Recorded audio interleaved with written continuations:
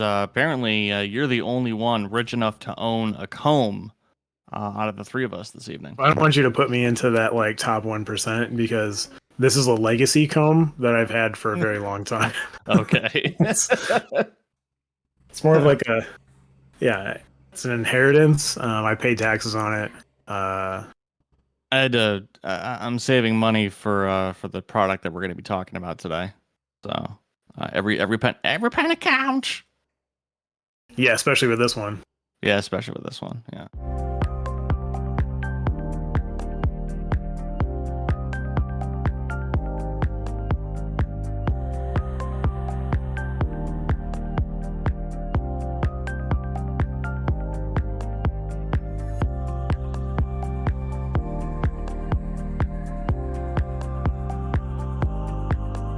Good morning, good afternoon, and good evening, wherever you're tuning in from across the country and around the world. This is the Life Midwest podcast. Join a washed-up musician, a communications major, and an Army veteran, all originally from the Midwest, as we talk about life's endeavors that are both current and events.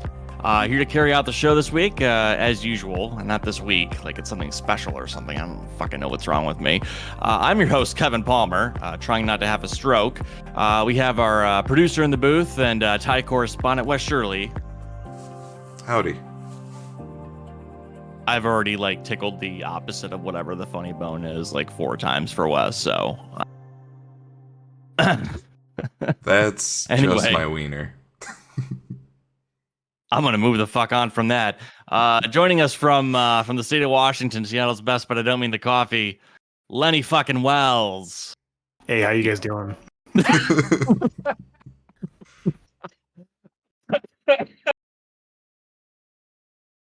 Oh shit! I broke Kevin. Man, I I haven't smoked a cigarette in 4 years.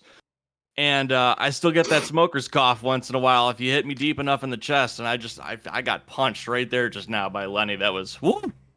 Oh, I'm gonna hit you deep in the chest. All right. All right. Very brave of you to take a drink of water right now. Yeah, well, got to take risks here on the show. We're being innovative, and we're not the only ones being innovative. Apple has been innovative, and we are now going to be premiering this episode almost 2 months after it happened. But Apple made huge waves back in June at the Worldwide Developer Conference, announcing the Apple Vision Pro, which is an augmented reality headset that promises a change in spatial computing forever. But besides the fact that it's going to cost $3,500, can't at that price point. Here to discuss the headset today, we talk about the pros and the one at least obvious con, which is the price. Guys, what excites you about the headset? What do you think it means now that the future of AR finally feels like it's here? Yeah, the price is obviously one noticeable con, but the technology itself, assuming it is as advertised, is revolutionary. There's no one that's not going to be using this type of technology in the next decade, I believe. I think the spatial computing is huge. You have a computer on your head, and also the AR, VR aspect of it. I think it's going to be really neat to watch the first adapters really settle into it and see how it works and all of its perks. And then after more people get a hold of it, I think it's going to really take off. Yeah, I mean, you had some really good points last time. I'll just refresh your memory. You talked about the first adopters or the first adapters and those types of people, and how the second wave will be people who can't really afford it but want to stay up on top on technology. And I just had a stroke there, sorry. But things like that, and just really optimistic about you just had a general optimism about it, I guess. I don't know. Yeah, I think without just pushing that it's revolutionary, it really will be something that is novel to most people. People have played with VR. Probably a very small percentage of the population has actually played with VR.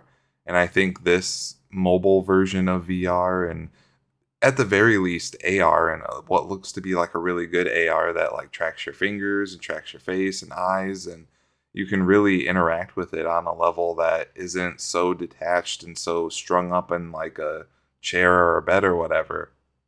I think it's just really going to be something that we see people walking around with on the street. It's going to be maybe even a fashion statement, especially at first.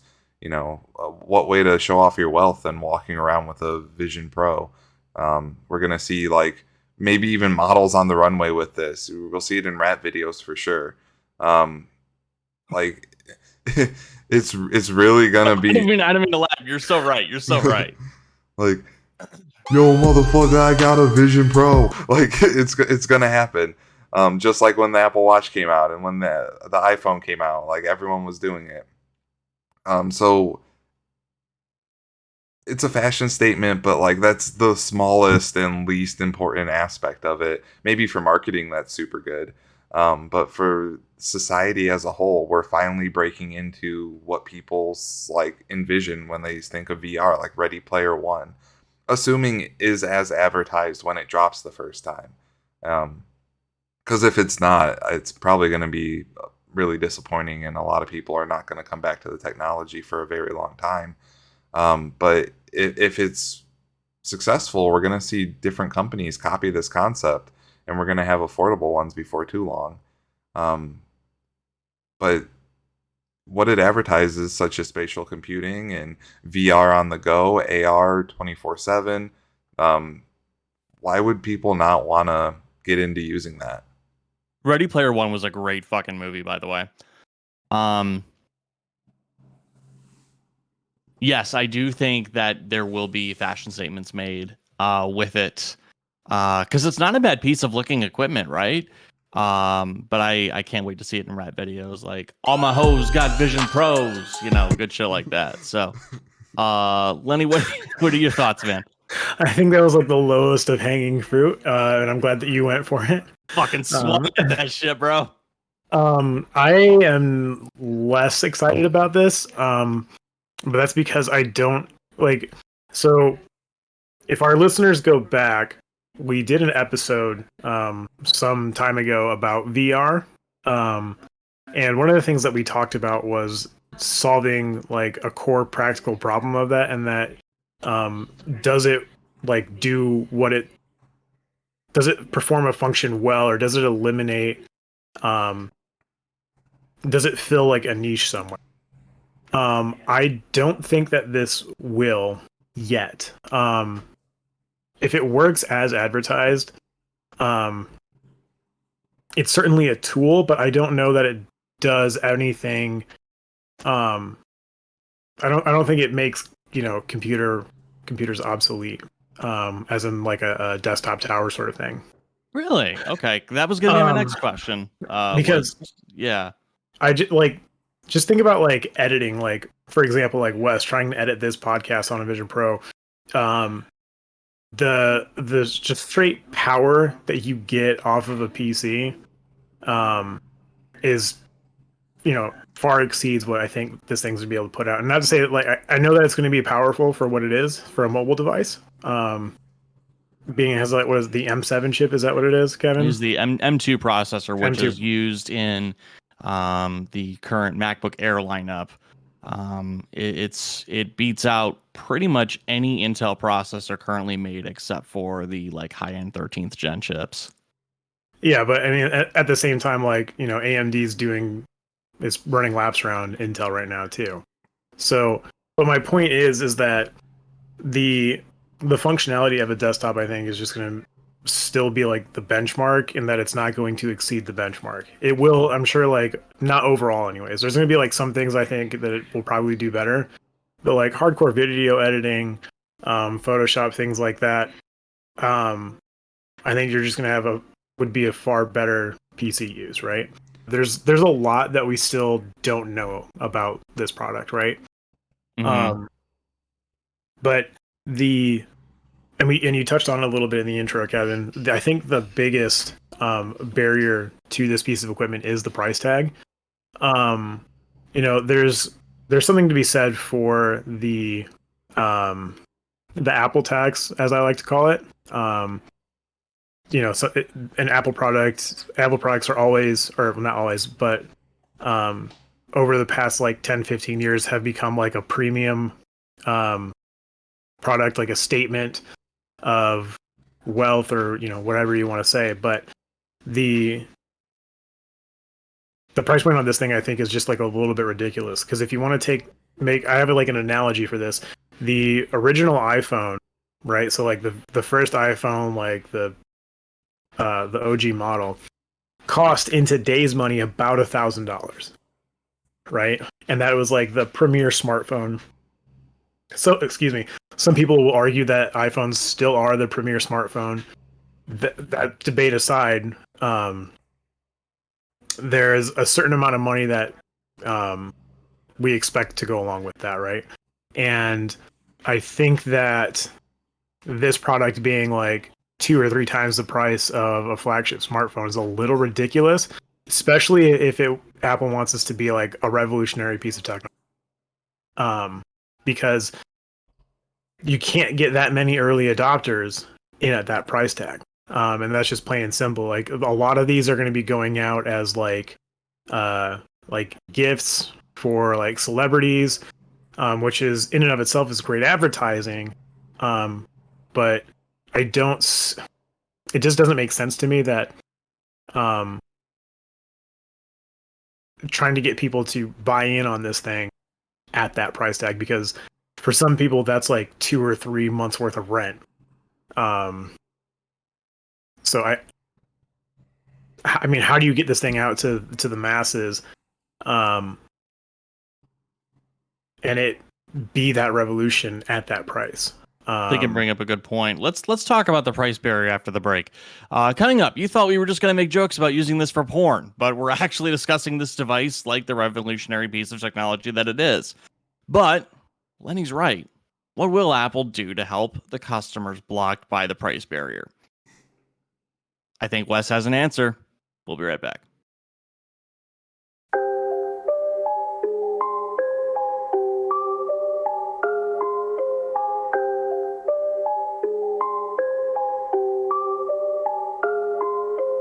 All my hoes got Vision Pros. All my hoes got Vision Pros. All my hoes got Vision Pros. All my hoes got Vision Pros. You know.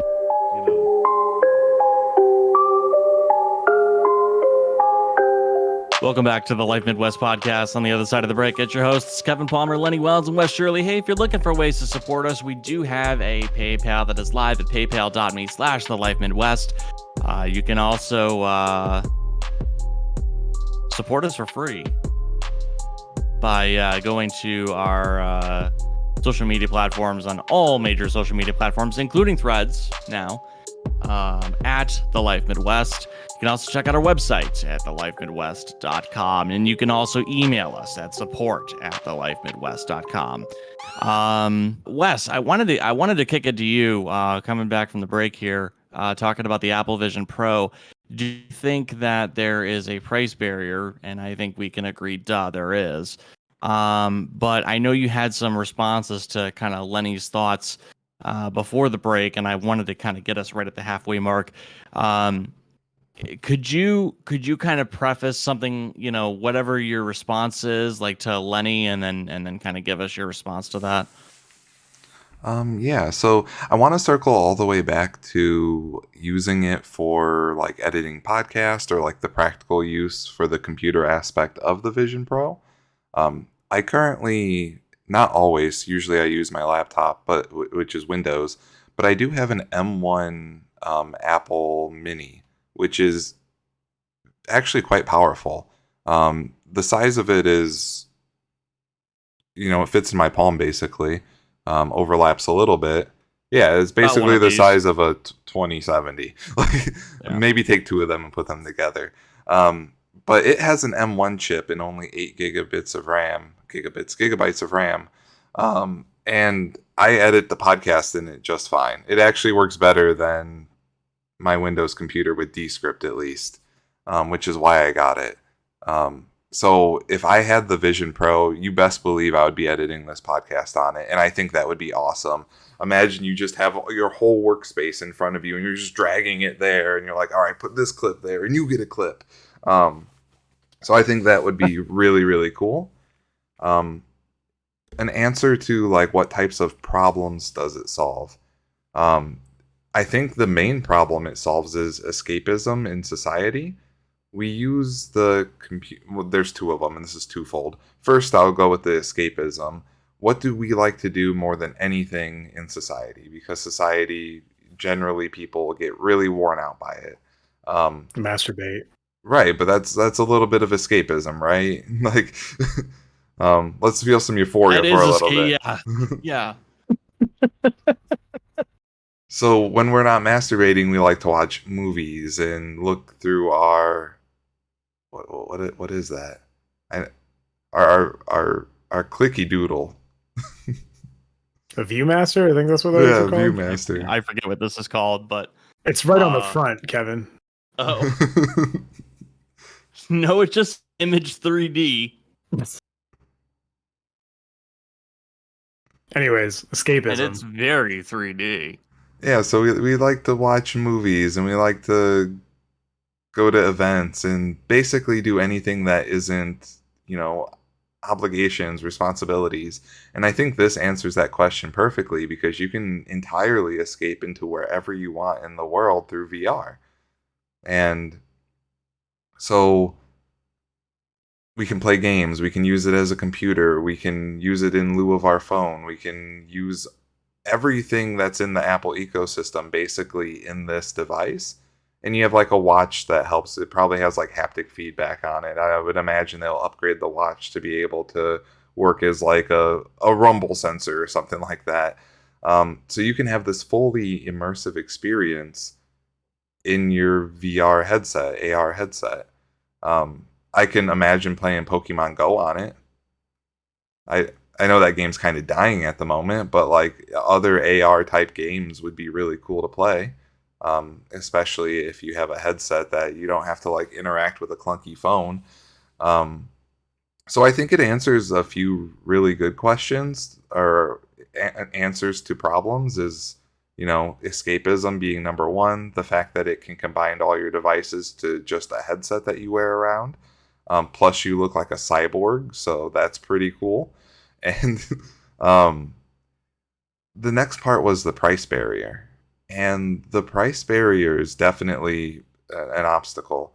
But we justify spending well above our means as Americans, like habitually. As a hobby, we do that. We have the highest credit card debt among any nation, pretty much. And we spend. We consume. That's what we do. We're Americans. So I think in the American market, it will be extremely successful from launch on. I don't need a computer for school anymore. I just use my Vision Pro. I don't need that iPad Pro for school. I just use my Vision Pro. So when we get our refund checks for going to school, we get that as the number one big device we buy. I don't need that gaming computer anymore, which is sometimes in a similar price range. I know you need a gaming computer if you want to do like really high intensity graphic gaming. But maybe you choose this over that. I don't need a television anymore. I just wear it on my head. I can project it onto just my site. I don't need the expensive phone anymore. I get the lower version of the phone because now all that capability is in my headset. So like motivated spending aside, you can do realistic justification of why I don't need all these other small expenditures and now I just have this one big one. And while $3,500 is life-changing to some people, there's people who drop that monthly on like Magic the Gathering cards or like Pokemon cards. There really are. So like people with disposable income will grab this up in a heartbeat if it's as good as advertised. I think ultimately something you're touching on is another what I see as a con or a problem with the device, and that is social isolationism. if you get rid of like in this hypothetical, let's say someone gets rid of that TV, right? But now if they want to, if there's like a situation where there's dating involved, and now you can't Netflix and chill with somebody unless they have a pro, right? You're sitting, and even then you're still going to be sitting there not really connecting. It really takes away a lot of that social interaction, because even if you're looking through the headset, and you're seeing the projected eyes of that person and they're seeing yours, there's still something that's inherently different about that, that's more parasocial than true social interaction. Or like now that takes away like any number of uh like other like functions for that you would like host for, right? um where there'd be like watch parties for like a really big show that's on, like that was really popular with Game of Thrones for a long time. Like I know I had a bunch of friends that would do a watch party for the latest episode, or if the writer strike and actor strike ever finishes, then like a movie night with your friends, things like that. I think it really takes that social interaction, um and that in and of itself is a problem. um there's been some studies done that show how damaging just phones are, smartphones and interaction through social media, how damaging that is to not only relationships with other people, but your own mental health. And I think that this will just put that on a fast track and exacerbate the problem more than people realize. So I don't know that it may sound like a new way to do escapism, because you're right, it is. I'm not going to deny you that fact, but um, I see that as a negative. So, but that's just my personal take on it. We'll have to see what happens when it comes out.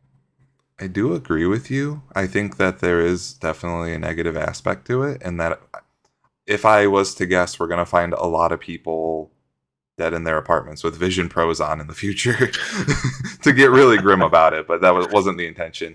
Yeah. However, I do want to play the devil's advocate. I think VR opens up a lot of ways for people who are maybe socially anxious or people who are very socially inept to really meld and join with other people in a community. For example, with the VR headsets we have now, there's an application or a game called VR Chat, and people go to like raves together and parties together, and they meet a lot of friends online. Like it could be 40-year-old morbidly obese man in his bed, but he has an anime character on as his avatar, and he's talking with people from around the world. He doesn't have the anxiety of like, well, shit, I can't walk and no one really likes me. Like he can just send his brain across the universe, or across the world in this case, and hang out with people, experience almost perfected parasocial relationships, as opposed to like, from afar, I like this person on the television. It's now, I can hang out with friends everywhere. Imagine the friends we meet while gaming. So many people make communities while gaming. Well, now we can be with each other in a virtual space with our avatars. And a lot of people are experiencing that now. Hell, a lot of people are having like anime cyber sex on these things. And I mean, if you're a touchless virgin, now you're getting some, and maybe you don't want to kill yourself. One thing I want to like kind of double back to, like on the price thing, is you're not wrong about like the spending habits of Americans, but I wonder how this performs internationally. And so I don't know the price habits and spending habits of people in other countries, but I assume that if they're capitalist, they're similar to spending habits in the U.S. But I think that problem only gets worse when you adjust for international currencies. That's outside of the euro and the pound.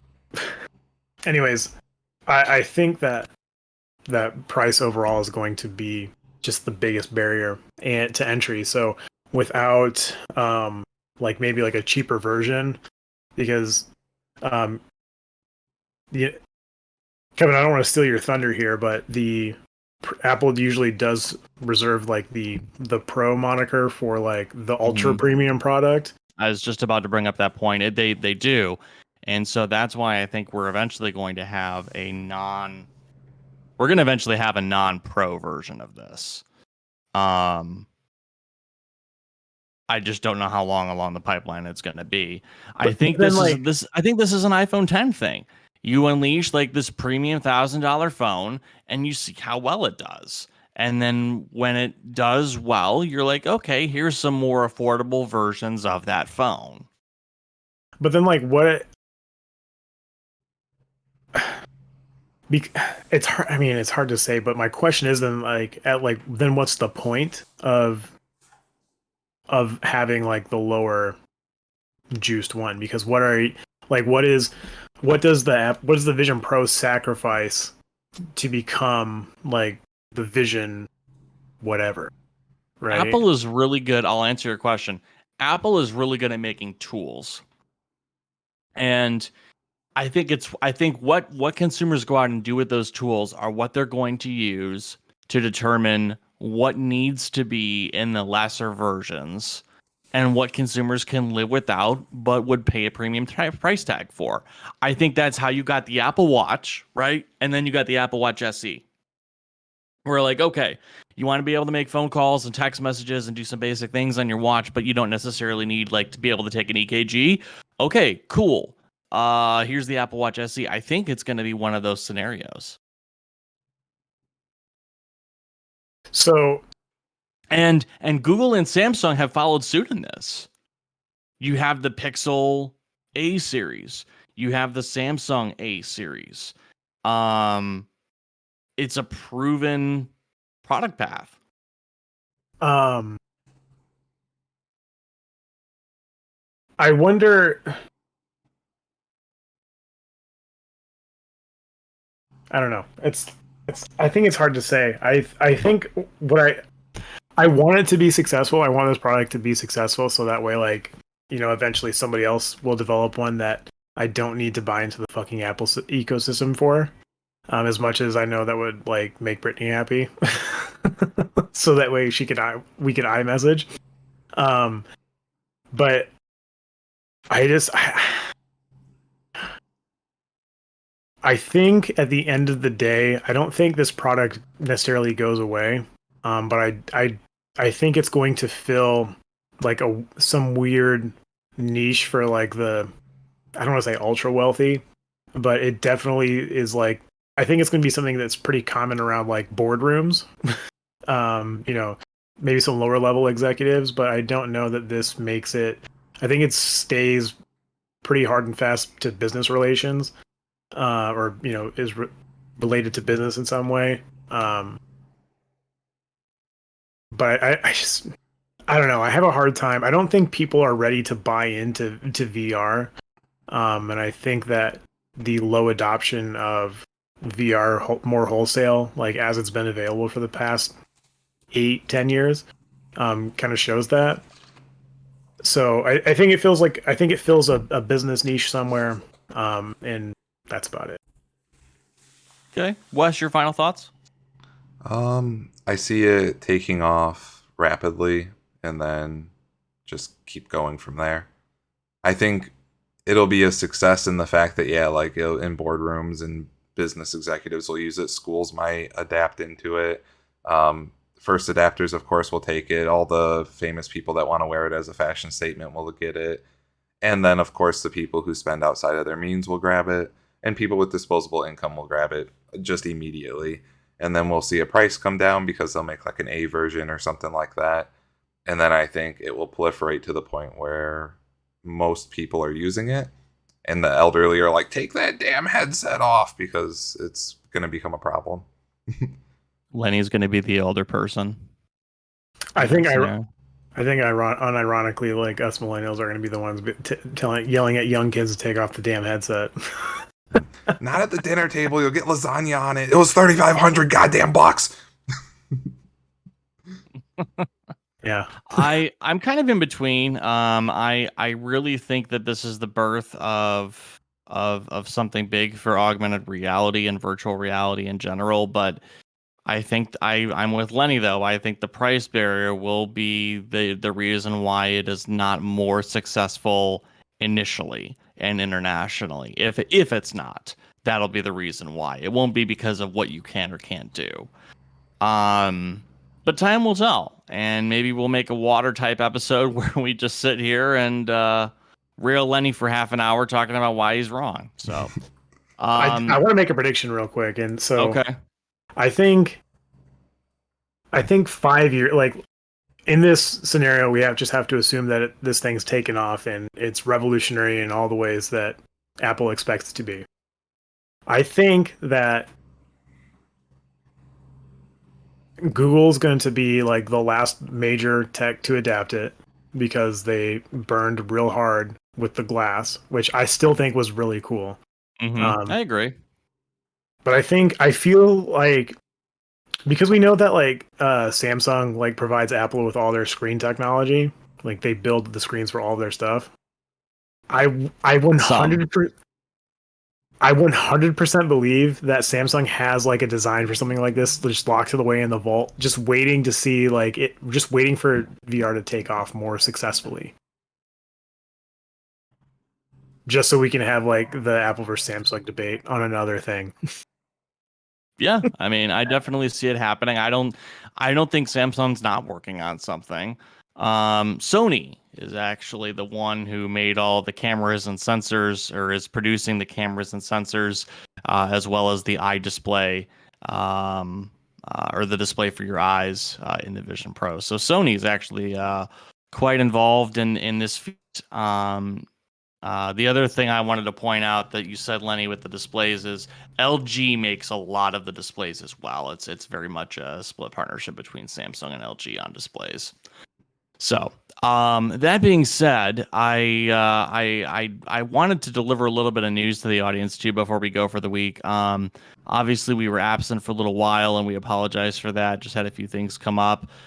We are going to be migrating to not bi-monthly. Twice a month. I'm not gonna try to be fucking smart about it. Twice a month. Bi-monthly. Okay. So anyways, so instead of you saying like, oh, is it this week or is it next week or did I miss an episode? 1st and 15th of every month we'll be having a new episode. So if you get paid on the 1st and the 15th, just listen to us whenever you get paid. That's one way to look at it, I guess. For all the military bros out there, they know what's up. Yeah, our active duty and veterans viewership's going to go way up. So looking forward to that. Hey, if you're not a part of the active duty or veteran force, we still appreciate you listening and tuning into the show twice a month on the 1st and the 15th. And that's going to be weird to say instead of we'll catch you next Saturday and every Saturday. I got sick of saying that anyways. Sometimes you just feel like a broken record when you say the same shit, but we do appreciate you leaving us a like or a review, or a comment on our major social media platforms. Leave us a review on your favorite listening platform, unless you're listening at Google, which if you are, get off that primitive piece of shit podcast software. Go to Spotify or iTunes. We appreciate that. That way we can hear what you have to say. So, yeah, I think that's gonna about do it for us this week. I got some shout outs, but I'm gonna let the guys go first. Wes. Shout out to Apple because they gave us the material for an episode, now twice. Shout out. We recorded this twice. Shout out to both of you. Great conversation. I think it's so hard to tell the future, obviously. So who knows who's correct here? But it was fun arguing regardless. And shout out to mothers. We still do that on the show. We took a little bit of a break, but we still shout out mothers here. And I will give a shout out to Yui, my wife, for locking herself in the bedroom for this episode and every episode. On the 1st and the 15th. Lenny, what do you got, man? First and foremost, I'm going to shout out my wonderful wife, Brittany. She's the best. Shout out to you guys. Great episode. I don't see it so much as an argument, but more as a conversation. Even if I was a little bit more on the poo-poo side this week. And yeah, shout out to Second Chances, I guess, for getting a second chance to record this. Wes, I'm not trying to like take the piss like at you. I think it's Just do it. Take the piss at me. That was totally my fault. I fucked it all up. hey, we all fuck things up sometime. I'll tell you, I fucked something up last week. I dropped a washing machine on some brand new vinyl and scuffed it, so now it has to be totally replaced at work. So we all fuck up sometime. How dare you not carry that washing machine across the vinyl?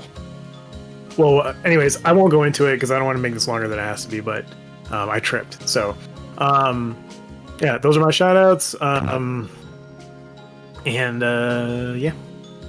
Cool.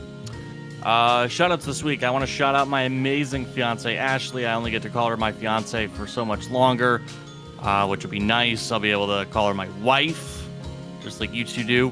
My wife. This is my wife. she's a nice. I have a funny story to remind me after we finish recording. And I want to shout out Second Chances. And I want to shout out technology and the advancements that we're making as a human race. I think is pretty spectacular. Want to shout out. You know what? I want to shout out $3,500. It's just a nice number. I just feel like shouting out $3,500. All right, folks, that's gonna do it for us. Leave us a review or a comment. We really appreciate it on your listening platforms there, or interact with our social media manager Lenny. Hey, he's really active on Threads and Twitter, right? Twitter still. Where I'm active on. I mean X. X. I'm shit posting on Threads. We'll see if Twitter is still Twitter by the time this episode comes out, or if it's named something dumb like X. Wes, can we go out on X, go and give it to you? X, go and give it to you. What?